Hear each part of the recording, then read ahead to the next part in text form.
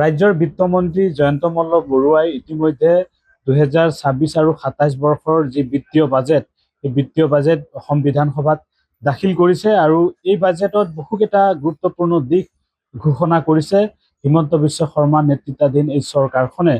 নিৰ্বাচনৰ সময়ত বিভিন্ন ধৰণৰ প্ৰতিশ্ৰুতি দিয়া হৈছিল আৰু সেই প্ৰতিশ্ৰুতি আচলতে এই বাজেটখনে চুই যোৱা পৰিলক্ষিত হৈছে।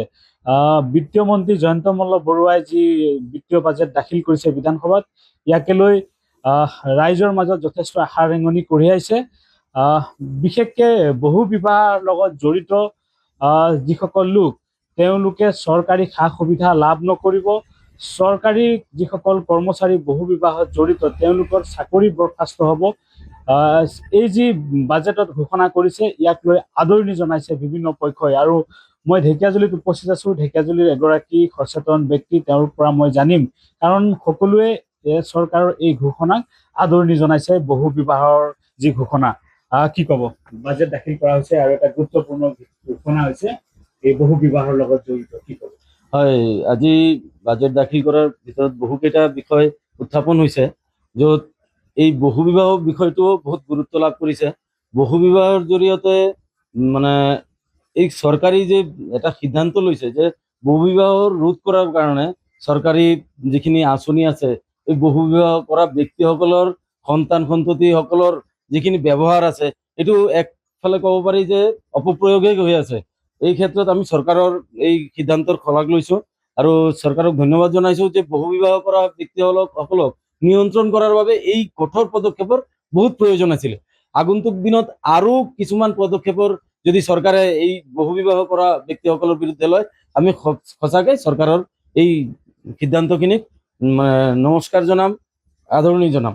জনবিস্ফোৰণ যথেষ্ট হৈ আছে। হয়, আপোনালোকে চাব, যোৱা চেঞ্চাছৰ মতে বা 20 বছৰ 30 বছৰত যোনটো জনসংখ্যাৰ আমি তালিকা চাওঁ, যোৱা 20 বছৰ 30 বছৰত যিমান জনসংখ্যা বাঢ়িছে অসমত, সেইটো চিন্তা কৰিবলগীয়া আছে।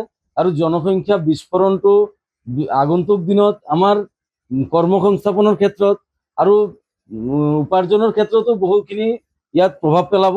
আৰু এই জনবিস্ফোৰণ ৰোধ কৰাৰ ক্ষেত্ৰত বহু বিবাহটো সম্পূৰ্ণকে যদি আমাৰ ইয়াত নিৰ্মূল কৰিব পাৰে, এটা বিবাহতে ৰাখিব পাৰে চৰকাৰে, এইটো আগন্তুক দিনত দেখা যাব।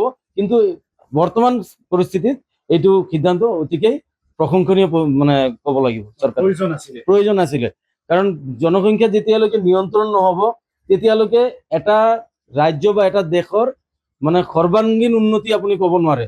যিসকলে এই ধৰণৰ চিন্তাত লিপ্ত থাকে বা আপুনি কিছুমান ক্ষেত্ৰত দেখা যায় যে এইসকল ব্যক্তি অশিক্ষিত বুলি কয়, অশিক্ষিত হোৱাৰ কাৰণে এই জনসংখ্যা বিস্ফোৰণ হৈ আছে। কিন্তু আজি আপুনি মন কৰিব, 61 বছৰ বয়সত আমিৰ খানৰ দৰে এজন ব্যক্তি, য'ত আমাৰ চৰকাৰী চাকৰি বা বিভিন্ন